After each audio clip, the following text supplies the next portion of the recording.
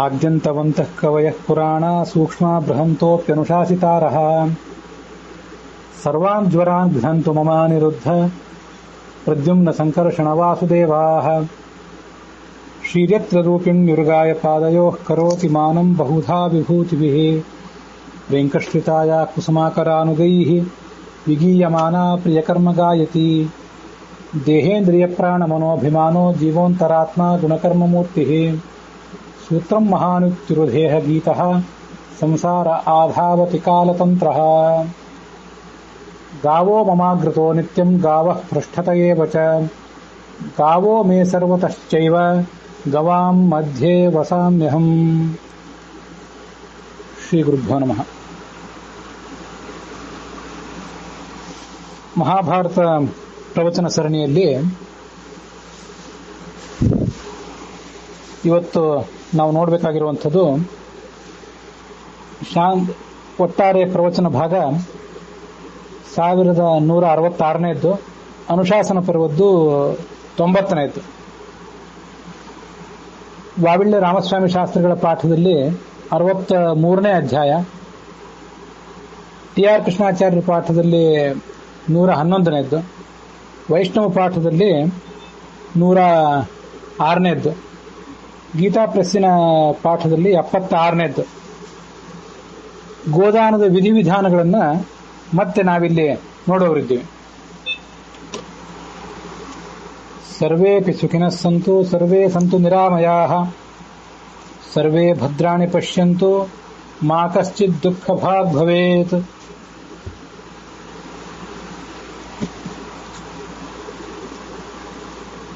ಅಥ ಕಿಂಚಿತ್ ಪೂರ್ವಕಥಾಮಪಿ ಅನೂಚ್ಯ ಅದ್ಯತನ ಕಥಾಂ ಪ್ರವಿಶಾಮಿ ತಾವತ್.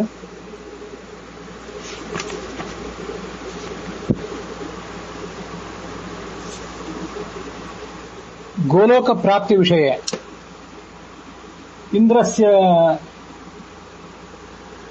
ಪ್ರಶ್ನಾನ್ ವ್ಯಾಕುರ್ವತಾ ಚತುರ್ಮುಖೇನ ಬ್ರಹ್ಮಣ के पुरुषाः गोलोकं प्राप्नुवन्ति के वा नैव मनसापि गोलोकं प्राप्तुं शक्नुवन्ति इत्येते विषयाः सुचारुरूपेण समवर्ण्यन्त.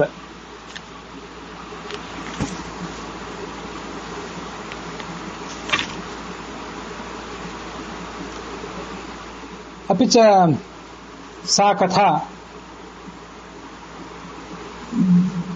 गोलोक प्राप्ति विषयिणी कथा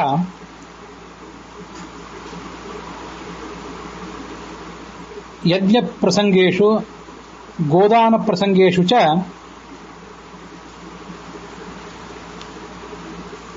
सभां प्रति वर्णनीया. अनया कथया अक्षयाः लोकाः प्राप्यन्ते इति यः इदं ब्राह्मणः ब्राह्मण संसदि वदेत् यज्ञेषु गोप्रदानेषु प्रसंगेषु द्वयोरपि समागमे द्वयोः समागमे अपि यज्ञ प्रसंगे एवं गोदान प्रसंगे अपि च यः गोलोक प्राप्ति विषयिकामिमां कथां ब्राह्मण संसदि वर्णयति तस्य अक्षय्याः लोकाः भवन्ति इति संवर्णितम्. अपि च तदनन्तरवर्तिने अध्याये व्रत नियम दम सत्य ब्रह्मचर्य मातापितृ शुश्रूषाणां महत्वं तेषाम् आचरणेन किं फलं साधकेन प्राप्यते इत्येतदपि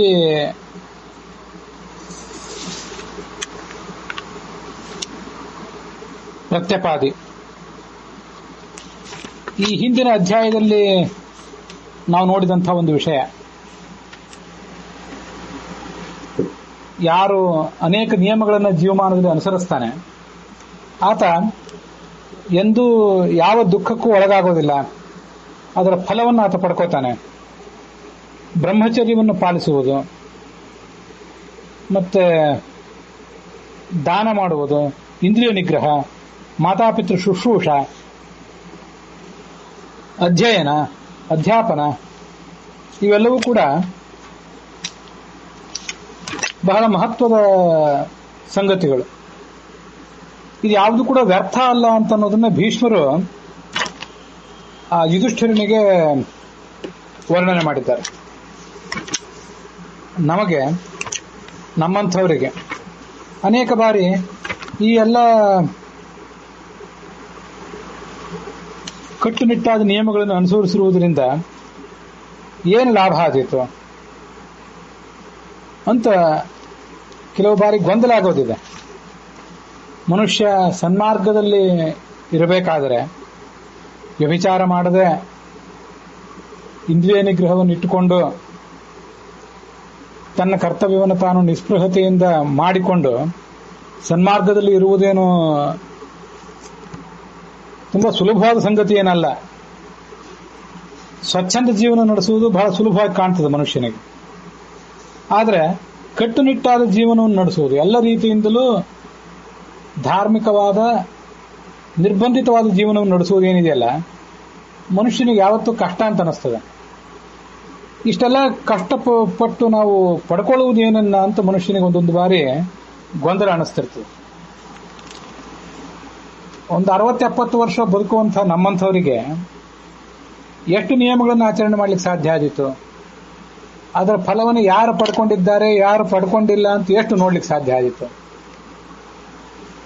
ಆದ್ರೆ ಒಟ್ಟಾರೆ 650 ವರ್ಷಗಳ ಕಾಲ ಬದುಕಿದ್ನಲ್ಲ ಭೀಷ್ಮ, ತನ್ನ ಜೀವಮಾನದಲ್ಲಿ ತಾನು ಯಾರ್ಯಾರನ್ನು ನೋಡಿದ್ದ, ಅನೇಕ ಜನ ರಾಜರು, ಋಷಿಗಳು, ದೇವತೆಗಳು ಮೊದಲಾದವ್ರನ್ನೆಲ್ಲ ನೋಡಿದ್ನಲ್ಲ, ಹಾಗೆ ಅನೇಕ ಜನ ದುಷ್ಟರನ್ನು ನೋಡಿದ್ನಲ್ಲ, ಭ್ರಷ್ಟರನ್ನು ನೋಡಿದ್ನಲ್ಲ. ಯಾರು ಈ ನಿಯಮಗಳನ್ನು ಅನುಸರಿಸಿ ಸತ್ಫಲವನ್ನು ಪಡೆದಿದ್ದಾರೆ, ಯಾರು ಅವುಗಳನ್ನು ಕಡೆಗಣಿಸಿ ದುಷ್ಫಲವನ್ನು ಪಡೆದಿದ್ದಾರೆ ಅನ್ನೋದಕ್ಕೆ ಭೀಷ್ಮನಂಥ ಒಬ್ಬ ಹಿರಿಯನೇ ಸಾಕ್ಷಿ. ಅವನ ಮುಖದಿಂದ ಧರ್ಮರಾಜ ಕೇಳ್ತಿದ್ದಾನೆ. ನಾವು ಅದನ್ನು ಆ ದೃಷ್ಟಿಯಿಂದ ಕೇಳಬೇಕು. ಯಾವತ್ತಾದರೂ ಮನುಷ್ಯನಿಗೆ ಧರ್ಮದಲ್ಲಿ ಚಂಚಲತೆ ಬಂದಾಗ, ತಾನು ಸನ್ಮಾರ್ಗದಲ್ಲಿ ಯಾಕೆ ನಡೀಬೇಕು ಅನ್ನೋದ್ರ ಬಗ್ಗೆ ಗೊಂದಲ ಆದಾಗ, ಇಂದ್ರಿಯ ನಿಗ್ರಹ ತಪ್ಪುವಂಥ ಪ್ರಸಂಗ ಬಂದಾಗ, ಸ್ವಧರ್ಮದಿಂದ ಚ್ಯುತನಾಗುವಂಥ ಸಂದರ್ಭ ಬಂದಾಗ, ಹಾಗೆಲ್ಲ ತಾನು ಇದನ್ನು ಪಠನ ಮಾಡಿಕೊಂಡು ಧರ್ಮದ ಬಗ್ಗೆ ವಿಶ್ವಾಸವನ್ನ ಆತ ಮತ್ತೆ ಸ್ಥಾಪಿಸ್ಕೋಬೇಕು. ಅದನ್ನೇ ಯುಧಿಷ್ಠಿರ ಹೇಳಿದ. ನನಗೆ ಆ ಮಾತು ಬಹಳ ಮಹತ್ವದ್ದಾಗಿ ಕಾಣಿಸ್ತು. ವಿಸೃಂಭಿತೋಹಂ ಭವತ, ಇಷ್ಟೆಲ್ಲ ಧರ್ಮೋಪದೇಶ ನೀವು ಮಾಡಿದ್ದರಿಂದ ನನಗೆ ಧರ್ಮದ ಬಗ್ಗೆ ಒಂದು ವಿಶ್ವಾಸ ಮೂಡಿತು ಅಂತ ಹೇಳ್ತಾ ಇದ್ದಾನ ಅವನು. ಅದಕ್ಕಾಗಿ ದೊಡ್ಡವರ ಹತ್ರ ಯಾವತ್ತು ಉಪದೇಶಗಳನ್ನು ಕೇಳ್ತಾ ಇರಬೇಕು. ಅವರು ಮಾಡಿದ ಉಪದೇಶಗಳನ್ನು ಮೇಲಿದ ಮೇಲೆ ಬೆಲಕ್ಕೆ ಹಾಕ್ತಾ ಇರ್ಬೇಕು ನಾವು. ಯಾಕೆಂದ್ರೆ ಧರ್ಮದ ಬಗ್ಗೆ ಒಂದು ವಿಶ್ವಾಸ ಬರ್ತದೆ. ಹೇಳಲಿಕ್ಕೆ ಬರೋದಿಲ್ಲ ಮನುಷ್ಯ ಯಾವ ಹಂತದಲ್ಲಿ ಯಾವ ಅನ್ಯಾಯವನ್ನು ಮಾಡಿಬಿಡ್ತಾನೆ, ಯಾವ ಅನಾಚಾರವನ್ನು ಮಾಡಿಬಿಡ್ತಾನೆ. ಇಂಥದನ್ನೆಲ್ಲ ಕೇಳ್ತಾ ಇದ್ರೆ ಮತ್ತೆ ನೆನಪು ಮಾಡ್ಕೊಳ್ತಾ ಇದ್ರೆ ಧರ್ಮದ ಮಾರ್ಗದಲ್ಲಿ ಆತನ ಹೆಜ್ಜೆಗಳು ದೃಢ ಆಗ್ತವೆ. ಆತ ಹಿಂತಿರುಗಿ ನೋಡುವಂಥ ಪ್ರಸಂಗ ಬರೋದಿಲ್ಲ. ಮನುಷ್ಯ ಆತ್ಮಾವಲೋಕನ ಮಾಡ್ಕೊಳ್ಬೇಕಾದಂತಹ ತುಂಬಾ ಸುಂದರವಾದಂತಹ ಅಧ್ಯಾಯ ಅದು. ಮತ್ತೆ ಯುಧಿಷ್ಠಿರ ಕೇಳ್ತಾ ಇದ್ದಾನೆ, ಗೋದಾನದಿಂದ ಯಾವ ಫಲವನ್ನು ಪಡ್ಕೋತಾನೆ ಅದನ್ನ ಹೇಳ್ರಿ, ಗೋದಾನದ ಉತ್ತಮವಾದಂತಹ ವಿಧಿಯನ್ನು ಹೇಳಿ. ಇವೆಲ್ಲ ಅಧ್ಯಾಯಗಳು ಕೆಲವು ಹಿಂದೆ ಇಲ್ಲಿ ಬಂದಿರುವಂತಹ ವಿಷಯಗಳು ಕೆಲವು ಹಿಂದೆ ಬಂದಾಗಿವೆ. ನಾವು ಮತ್ತೆ ಅದನ್ನ ನೋಡ್ತಾ ಇದ್ದೇವೆ. ಯಾಕೆ ಇವು ಹಿಂದೆ ಮುಂದಾಗಿವೆ? ಕೆಲವು ವಿಷಯಗಳು ಗೋವಿನ ಕುರಿತಾಗಿ, ಮತ್ತು ಕೆಲವು ವಿಷಯಗಳು ಬೇರೆ ಏನೋ ಇವೆ ನಡುವೆ. ಅಲ್ಲೇನಾದರೂ ಪ್ರಕ್ಷೇಪ ವಿಕ್ಷೇಪಗಳಾಗಿವೆಯಾ? ನಮಗೆ ಗೊಂದಲ ಬರೋದು ಹೌದು, ಆಗಿರಬಹುದು, ಆಗಿಲ್ಲದೆ ಇರಬಹುದು. ಅವ್ರು ಹೇಳಿರುವುದೇ ಹಾಗೆ ಇದ್ದಿರಬಹುದು ಭೀಷ್ಮರು. ಹಾಗೆ ವ್ಯಾಸರು ಅದನ್ನು ರಚನೆ ಮಾಡಿದ್ದಿರಬಹುದು. ಭೀಷ್ಮರು ಹೇಳಿದ್ರು, ಗೋದಾನಕ್ಕಿಂತಲೂ ಶ್ರೇಷ್ಠವಾದಂತಹ ಸಂಗತಿ ಮತ್ತೆ ಯಾವುದೂ ಇಲ್ಲ.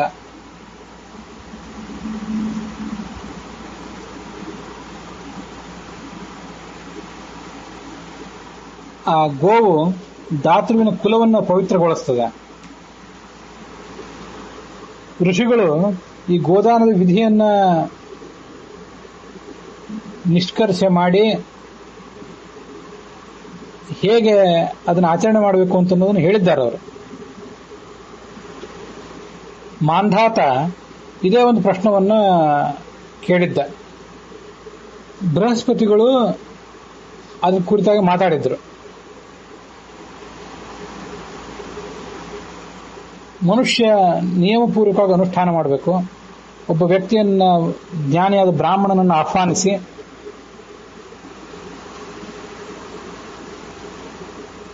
ಗೋದಾನಾರ್ಥೇ ಪ್ರಯುಂಜೀತ ಶ್ವಃಕಾಲಂ ಅಭಿವೇದ್ಯ ಚ, ನಾಳೆ ನಿನಗೆ ಗೋದಾನವನ್ನು ಮಾಡುವನಿದ್ದೇನೆ ಅಂತ ಅವನಿಗೆ ಹೇಳಬೇಕು.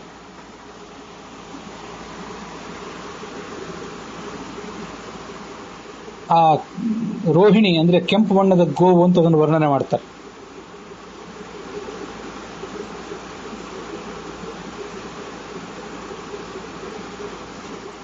ಈ ಮುಂದಿನ ಮಂತ್ರವನ್ನು ಹೇಳಬೇಕು.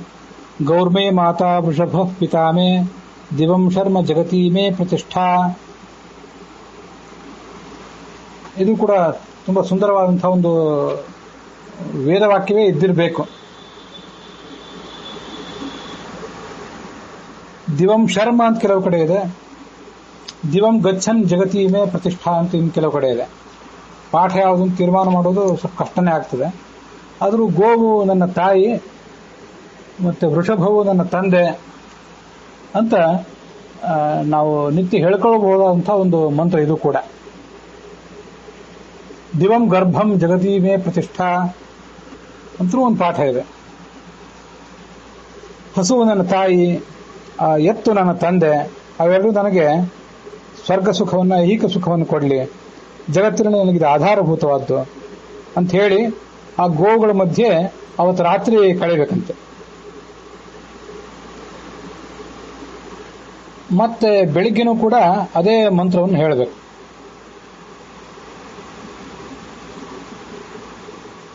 ಎಲ್ಲಾ ಪಾಪಗಳನ್ನು ಕಳ್ಕೋತಾನ ಅವನು ಒಂದು ರಾತ್ರಿ ಅವುಗಳ ಜೊತೆಗೆ ಮಲಗಿದರೆ. ಸತಾಮೇಕಾಂ ನಿಶಾಂ ಗೋಭಿ ಸಮಸಖ್ಯ ಸಮವ್ರತಃ.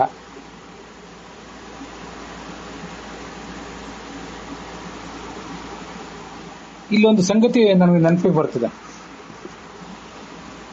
ಗೋವುಗಳ ಜೊತೆಗೇನೆ ಆ ರಾತ್ರಿ ಕಳಿಬೇಕು ಅವುಗಳ ಹಟ್ಟಿಯಲ್ಲಿ ಅಂತ ಹೇಳಿದಂತೆ ಆಗ್ತದೆ.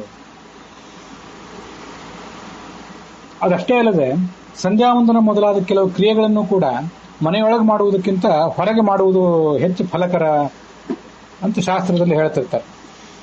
ತುಳಸಿ ವೃಂದಾವನದಲ್ಲಿ, ನದಿ ತೀರಗಳಲ್ಲಿ ಮತ್ತೆ ಗೋವುಗಳ ಕೊಟ್ಟಿಗೆಯಲ್ಲಿ ಮಾಡಬೇಕು ಅಂತ ಹೇಳ್ತಿರ್ತಾರೆ.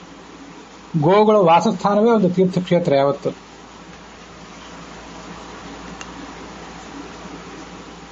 ಬೆಳಗಿನ ಹೊತ್ತಿನಲ್ಲಿ, ಸೂರ್ಯೋದಯದ ಹೊತ್ತಿನಲ್ಲಿ ದಾನ ಮಾಡಬೇಕು ಅಂತ ಅದರ ವರ್ಣನ ಇದೆ.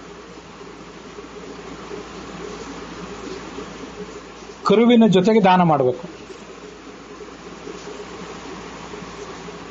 ತ್ರಿವಿಧಂ ಪ್ರತಿಪತ್ತ್ಯರ್ಥಂ, ತ್ರಿವಿಧಂ ಅಂತಿದೆ, ತ್ರಿದಿವಂ ಪ್ರತಿಪತ್ತ್ಯರ್ಥಂ, ಆ ಸ್ವರ್ಗ ಪ್ರಾಪ್ತಿಗಾಗಿ.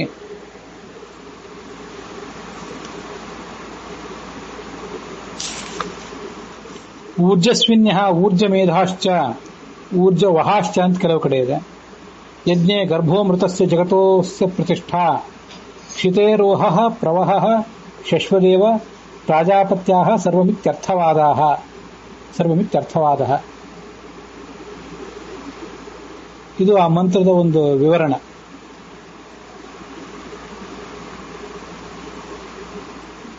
ಊರ್ಜಸ್ವಿನ್ಯ, ಆ ಗೋವುಗಳು ಊರ್ಜಾದಿಂದ ಅಂದ್ರೆ ಉತ್ಸಾಹದಿಂದ ಕೂಡಿದವು ಅಂತ ಒಂದ್ ಕಡೆ ಅರ್ಥ ಹೇಳಿದ್ದಾರೆ. ಇನ್ನು ಕೆಲವು ಕಡೆ ಊರ್ಜಾ ಅಂತಂದ್ರೆ ಭಾಗವತ ತಾತ್ಪರ್ಯದಲ್ಲಿ ಆಚಾರ್ಯ ಹೇಳಿದ್ದಾರೆ ಊರ್ಜಂ ಸಾರಾನ್ನ ಮುದ್ದಿಷ್ಟಂ ಅಂತ. ಆ ದೃಷ್ಟಿಯಿಂದ ಊರ್ಜಸ್ವಿನಿ ಅಂತಂದ್ರೆ ಆ ಸಾರಭಾಗವಾದಂಥ ಅನ್ನವನ್ನು, ದೇವತೆಗಳಿಗೆ ಕೊಡಬೇಕಾದ ಅನ್ನವನ್ನು ಸ್ವೀಕಾರ ಮಾಡುವವಳು ಅಂತ ಅರ್ಥ ಆಗಬಹುದು. ಊರ್ಜಂ ಸಾರಾನ್ನ ಮುದ್ದಿಷ್ಟಂ ತದ್ದೇವ ಪಿತೃಭಕ್ಷಣಂ ಅಂತ ಭಾಗವತ ತಾತ್ಪರ್ಯದಲ್ಲಿ ಬ್ರಹ್ಮಪುರಾಣದ ಮಾತೊಂದನ್ನು ಉದ್ಧರಿಸಿ ಆಚಾರ್ಯರು ಅದರ ಅರ್ಥವನ್ನು ಹೇಳ್ತಾರೆ. ಹಾಗಾಗಿ ಊರ್ಜಸ್ವಿನ್ಯ ಅಂದರೆ ಆ ದೇವತೆಗಳಿಗೆ, ಪಿತೃಗಳಿಗೆ ಎಲ್ಲರಿಗೂ ಬೇಕಾದಂತಹ ಅನ್ನವನ್ನು ಕೊಡುವಂಥವಳು ಅಂತ ಹೀಗಾದ್ರೆ ಅರ್ಥ ಆಗ್ತದೆ. ಯಜ್ಞ ನಡೆಯುವುದೆಲ್ಲವೂ ನಿನ್ನಿಂದ, ನಿನ್ನ ಗರ್ಭದಲ್ಲಿ ಅಮೃತವೇ ಇದೆ. ಗರ್ಭೋಮೃತಸ್ಯ ಜಗತೋಸ್ಯ ಪ್ರತಿಷ್ಠಾ ಕ್ಷಿತೆ ರೋಹ ಕ್ಷಿತವು ಅಥವಾ ಕ್ಷಿತೆ ಅಂತ ಕೆಲವು ಕಡೆ ಇದೆ. ಕ್ಷಿತವು ರಾಧ ಪ್ರಭವ ಶಶ್ವದೇವ. ಭೂಮಿಯಲ್ಲಿ ಸಸ್ಯ ಉಂಟಾಗುವುದು ಅದೆಲ್ಲವೂ ನಿನ್ನಿಂದಲೇ ಆಗಿದೆ. ಎಲ್ಲರೂ ಕೂಡ ಪ್ರಜಾಪತಿಯ ಮಕ್ಕಳು, ಚತುರ್ಮುಖ ಬ್ರಹ್ಮನ ಮಕ್ಕಳು ಅಂತ ನಾವು ತಿಳ್ಕೊಳ್ಬಹುದು ಅದನ್ನು.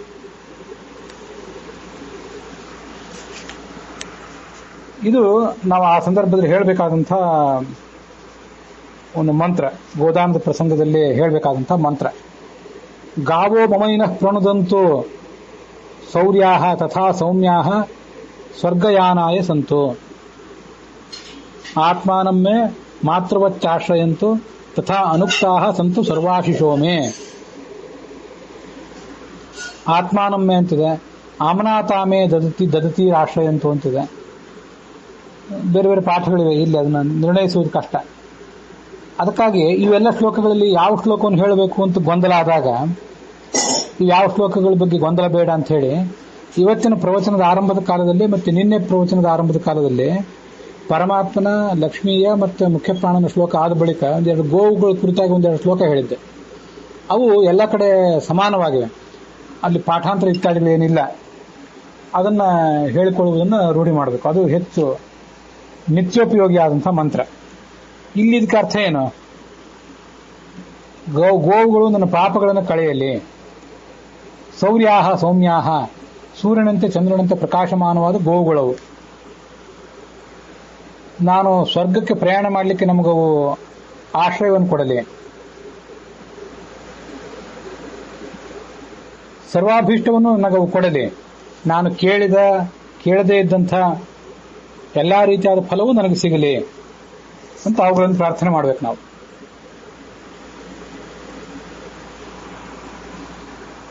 ಇಲ್ಲಿ ನನಗೊಂದು ಮಾತು ನೆನಪಿಗೆ ಬರ್ತದೆ. ಗೌರ್ಮೆ ಮಾತಾ ವೃಷಭ ಪಿತಾಮೆ ಅಂತ ಹೀಗೆ ಬಂತಲ್ಲ, ಗೋವನ್ನ ನಮ್ಮ ತಂದೆ ತಾಯಿ ಅಂತ, ಗೋವನ್ನ ತಾಯಿ ಅಂತಲೂ ವೃಷಭವನ್ನ ತಂದೆ ಅಂತಲೂ ತಿಳ್ಕೊಳ್ಳುವುದು.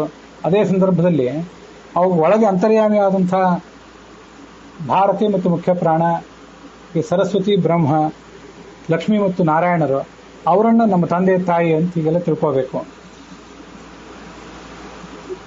ಬೃಹದಾರಣ್ಯಕ ಉಪನಿಷತ್ತಿನಲ್ಲಿ ವಾಚಂ ಧೇನು ಉಪಾಸೀತ,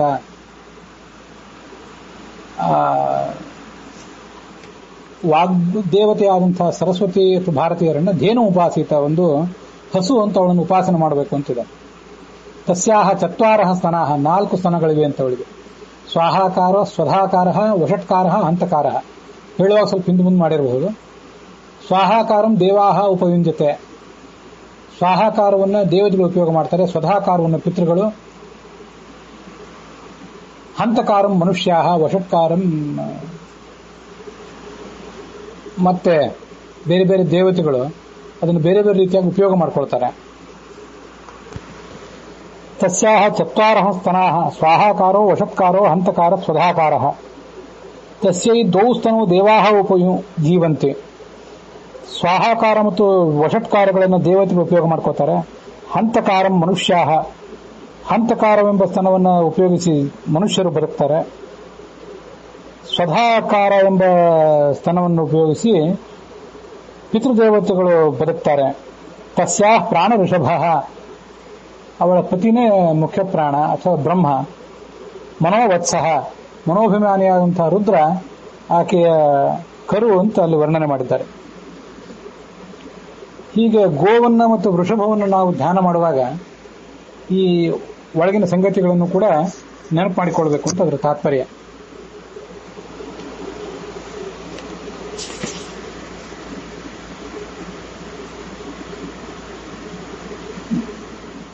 ಗೋವುಗಳನ್ನ ಮತ್ತೇನು ಪ್ರಾರ್ಥನೆ ಮಾಡಬೇಕು?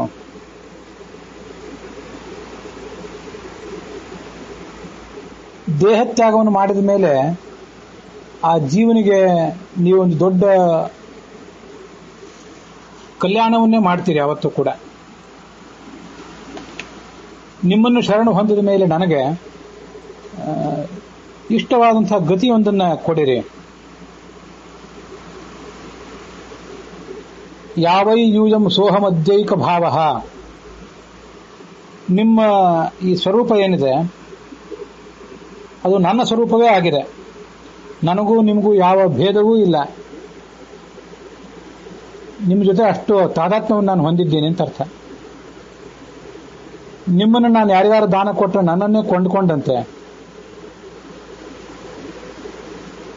ಭಕ್ತರಿಗೆ ಸೌಮ್ಯವಾದ ಸ್ವರೂಪ ನಿಮ್ಮದು, ದುಷ್ಟರಿಗೆ ಉಗ್ರವಾದಂತಹ ಸ್ವರೂಪ. ಸಂಧುಕ್ಷಧ್ವಂ ಸೌಮ್ಯ ರೂಪ ಉಗ್ರ ರೂಪಾಹ.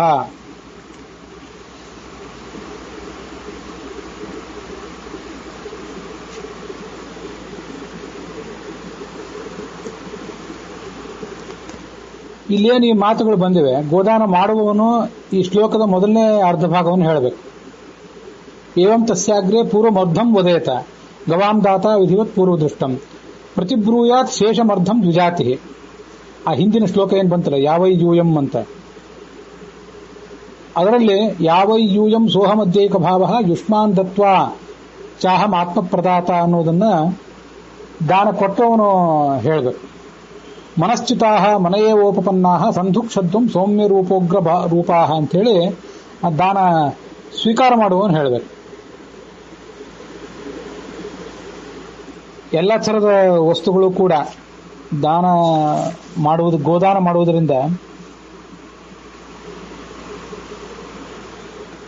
ಎಲ್ಲಾ ಸಂಗತಿಗಳನ್ನು ಸಾಧಕನಾದವನು ಪಡ್ಕೋತಾನೆ. ಗಾಂ ದದಾನೀತಿ ವಕ್ತವ್ಯಂ ಅರ್ಘ್ಯ ವಸ್ತ್ರ ವಸುಪ್ರದಃ.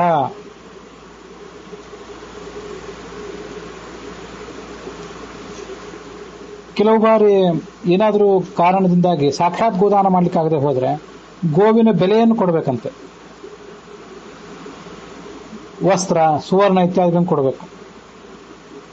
ಅದರಿಂದ ಕೂಡ ಅವನಿಗೆ ಗೋದಾನದ ಫಲ ಬರ್ತದೆ ಅಂತ ವರ್ಣನೆ ಮಾಡ್ತಾರೆ.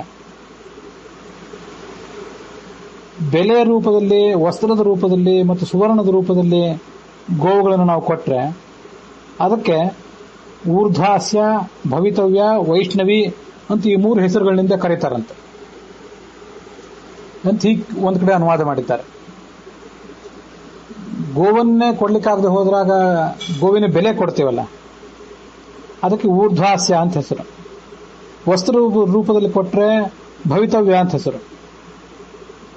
ಸುವರ್ಣದ ರೂಪದಲ್ಲಿ ಕೊಟ್ರೆ ವೈಷ್ಣವಿ ಅಂತ ಹೆಸರು ಅದಕ್ಕೆ ಅಂತ ಒಂದು ಕಡೆ ಅದನ್ನು ಅನುವಾದ ಮಾಡಿದ್ದಾರೆ. ಇನ್ನೊಂದು ಕಡೆ ಆ ಗೋವನ್ನ ಊರ್ಧ್ವಾಸ್ಯ ಅಥವಾ ಊಧಸ್ಯ ಅಂತ ಹೇಳಬೇಕು. ಭರಿತವ್ಯ, ವೈಷ್ಣವಿ ಇತ್ಯಾದಿ ಶಬ್ದಗಳಿಂದ ಆ ಗೋವನ್ನು ಹೆಸರಿಸಬೇಕು, ಅವುಗಳನ್ನು ಸಂಬೋಧನೆ ಮಾಡಬೇಕು ಆ ಗೋವನ್ನು ಅಂತ ಇಷ್ಟೇ ಅರ್ಥ. ಗೋವಿನ ದಾನಕ್ಕೆ ಪ್ರತಿಯಾಗಿ ಬೇರೆ ಯಾವುದೋ ದಾನ ಕೊಟ್ಟು ಆ ದಾನಕ್ಕೆ ಇಡುವ ಹೆಸರುಗಳಲ್ಲ ಇವು. ಇನ್ನೊಂದು ಅನುವಾದದ ಪ್ರಕಾರ ಇಲ್ಲೆಲ್ಲ ಯಾವ ಪಾಠ ಸರಿ, ಯಾವ ಅರ್ಥ ಸರಿ ಅಂತ ನಾವು ಹೇಳೋದು ಕಷ್ಟ ಅಂತ ಅಲ್ಲಿ ಇದ್ದದ್ದನ್ನ ಹೇಳ್ತೇನೆ ಅಷ್ಟೆ.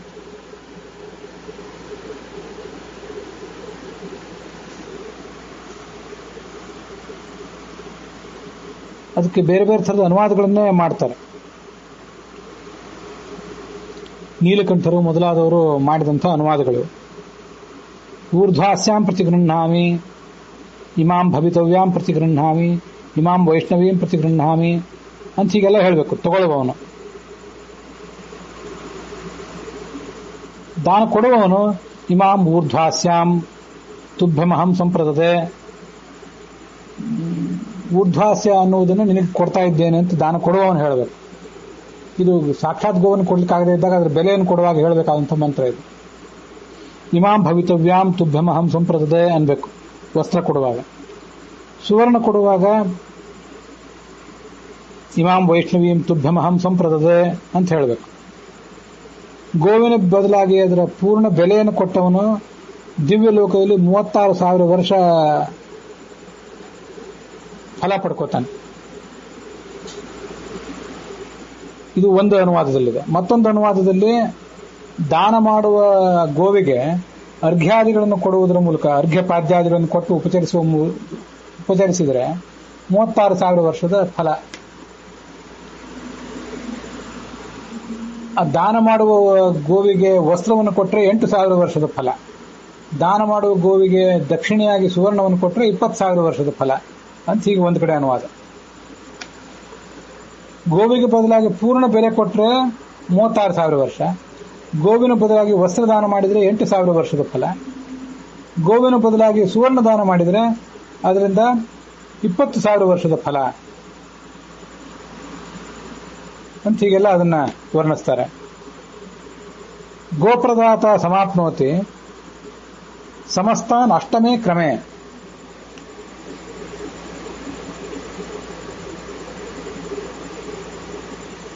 ಇದಕ್ಕೆ ಅರ್ಥ ಏನು?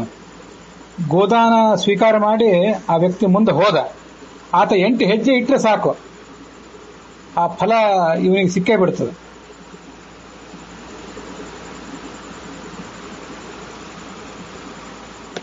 ಬಹಳ ವಿಳಂಬ ಆಗೋದಿಲ್ಲ ಫಲವನ್ನು ಸ್ವೀಕಾರ ಮಾಡಲಿಕ್ಕೆ ಅಂತ ಅದರ ತಾತ್ಪರ್ಯ.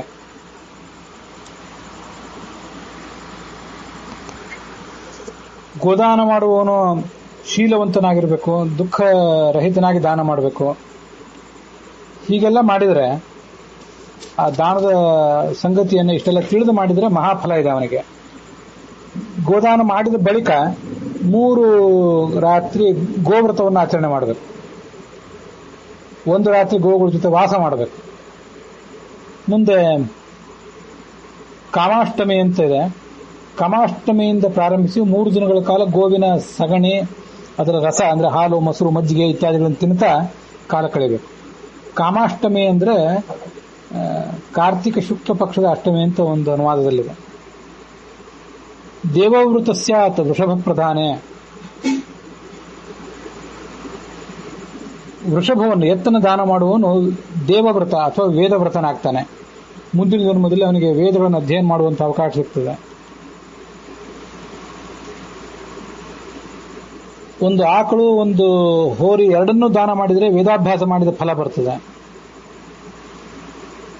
ಗೋದಾನದ ವಿಧಿಯನ್ನು ತಿಳ್ಕೊಂಡು ದಾನ ಮಾಡಿದರೆ ಈ ಎಲ್ಲ ಫಲಗಳಿವೆ. ಅದರ ವಿಧಿಯನ್ನು ತಿಳ್ಕೊಳ್ಳದೆ ಹೋದರೆ ಈ ಎಲ್ಲ ಫಲಗಳು ಅವನಿಗೆ ಸಿಗೋದಿಲ್ಲ. ಹೀಗೆ ಗೋವುಗಳು ಹವ್ಯ ಕವ್ಯದ ಪ್ರವಾಹವನ್ನೇ ಕೊಡ್ತವೆ.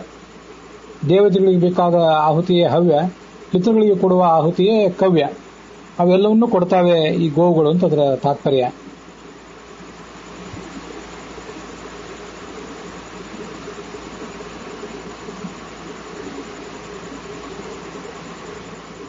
ಈ ಗೋದಾನದ ವಿಧಿ ಏನಿದೆ ಬಹಳ ರಹಸ್ಯವಾದದ್ದು. ನಚ ಅಶಿಷ್ಯಾಯ, ಯಾರು ನಮ್ಮ ಶಿಷ್ಯರಲ್ಲವೋ, ನಮ್ಮ ಬಗ್ಗೆ ವಿಶ್ವಾಸವಿಲ್ಲವೋ ಅಂಥವರಿಗೆ ಇದನ್ನು ಹೇಳಬಾರದು. ಎಲ್ಲರೂ ನಮ್ಮ ಹತ್ರ ಪಾಠನೆ ಕೇಳಿ ಆ ಮೂಲಕ ನಮ್ಮ ಹತ್ರ ಶಿಷ್ಯರೇ ಆಗಬೇಕು ಅಂತಲ್ಲ, ವಿಶ್ವಾಸದಿಂದ ನಮ್ಮನ್ನು ಕೇಳುವವರಾಗಿರ್ಬೇಕು ಅಂತ ಅರ್ಥ. ವ್ರತವನ್ನು ಮಾಡದ, ಶುದ್ಧ ಇಲ್ಲದ, ವಕ್ರ ಬುದ್ಧಿ ಇದ್ದವನಿಗೆ ಹೇಳಬಾರದು. ಜಗತ್ತಿನಲ್ಲಿ ಶುದ್ಧ ಇದ್ದವರಿದ್ದಾರೆ. ಸಂತಿ ಕ್ಷುದ್ರಾಹ ರಾಕ್ಷಸಾಹ ಮಾನುಷೇಶು. ಎಷ್ಟೋ ಜನ ದುಷ್ಟರಾದವರು ಕೂಡ ಈ ಜಗತ್ತಿನಲ್ಲಿ ಇದ್ದೇ ಇರ್ತಾರೆ. ರಾಕ್ಷಸ ಪ್ರವೃತ್ತಿಯವರು ಇರ್ತಾರೆ, ನಾಸ್ತಿಕ್ಯವನ್ನು ಆಶ್ರಯಿಸಿದವರು ಇರ್ತಾರೆ. ಅವರಿಗೆಲ್ಲ ಇದನ್ನು ಹೇಳಬಾರದು. ಬಾರಹಸ್ಪತ್ಯಂ ವಾಕ್ಯಮೇತತ, ಬೃಹಸ್ಪತಿಗಳು ಹೇಳಿದಂಥ ದಾನ ವಿಧಾನವಿದು. ಅನೇಕ ಜನ ಈ ರೀತಿಯಾಗಿ ಗೋದಾನ ಮಾಡಿ, ಈ ವಿಧಾನವನ್ನು ಗೋದಾನ ಮಾಡಿ, ದಾನದಿಂದ ಗೋದಾನ ಮಾಡಿ ಮಹಾಫಲ ಪಡೆದಿದ್ದಾರೆ. ಯಾರವರು? ಉಶೀನರ, ವಿಶ್ವಗಶ್ವ, ಮೃಗ, ಭಗೀರಥ, ಮಾಂಧಾತ, ಯುವನಾಶ್ವನ ಮಗ ಮಾಂಧಾತ, ಮುಂದೆ ಮುಜುಕುಂದ, ಭೂರಿದ್ಯುಮ್ನ, ನಳ, ಸೋಮಕ, ಪುರೂರವ, ಭರತ ಚಕ್ರವರ್ತಿ, ಮತ್ತೆ ದಾಶರಥಿಯಾದಂಥ ರಾಮ, ದಶರಥನ ಮಗ ರಾಮ, ಅವರೆಲ್ಲ ಸದ್ಗತಿಯನ್ನು ಪಡೆದಿದ್ದಾರೆ. ಸರಾಜ ಪೃಥುಕರ್ಮ ದಿಲೀಪ ವೀರ ಸ್ವರ್ಗವನ್ನು ಪಡ್ಕೊಂಡ. ಯಜ್ಞದಾನಾದಿಗಳನ್ನು ಮಾಡಿದಂಥ ಮಾಂಧಾತ ಪುಣ್ಯವನ್ನು ಪಡ್ಕೊಂಡ. ಬೃಹಸ್ಪತಿಗಳು ಹೇಳಿದ ಈ ಮಾತನ್ನ ನೀನು ಕೂಡ ಮನಸ್ಸಿನಲ್ಲಿ ಧರಿಸು. ಕೌರವ ಸಾಮ್ರಾಜ್ಯವನ್ನು ಪಡ್ಕೊಂಡಿದ್ದೆ, ಆ ಪ್ರಕಾರ ಈ ರಾಜ್ಯವನ್ನು ಆಳು ನೀನು.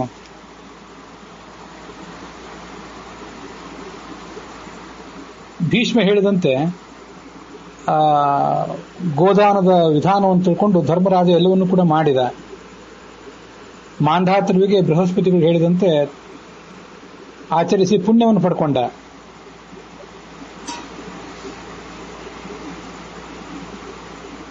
ಯುಧಿಷ್ಠಿರ ಆ ದಿನಗಳಲ್ಲಿ ಸತತವಾಗಿ ಗೋದಾನ ಮಾಡ್ತಾ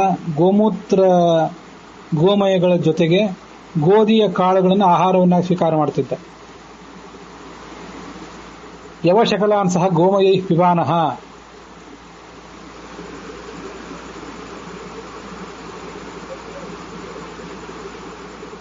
ಗೋಮಯದಲ್ಲಿ ಬಂದಂತಹ ಗೋಧಿಯ ತುಣುಕುಗಳು, ಆಕಳಿಗೆ ಗೋಧಿ ತುಣುಕುಗಳನ್ನು ತಿನ್ನಿಸ್ತಾರೆ. ಅದರ ಗೋಮಯದಲ್ಲಿ ಅವು ಏನು ಹೊರಗೆ ಬೀಳ್ತವೆ ಕೆಲವು ಕಾಳುಗಳು, ಅವುಗಳನ್ನು ಬೇಯಿಸಿ ತಿನ್ನುವುದು ಅಂತ ಅದಕ್ಕೆ ಅರ್ಥ ಮಾಡ್ತಾರೆ. ಭೂಮಿಯ ಮೇಲೆ ಮಲಗಿ ದೃಢವಾದ ಮನಸ್ಸಿನಿಂದ ಧಾರ್ಮಿಕ ಜೀವನವನ್ನು ನಡೆಸಿ ರಾಜಶ್ರೇಷ್ಠ ಅಂತ ಅನಿಸ್ಕೊಂಡ.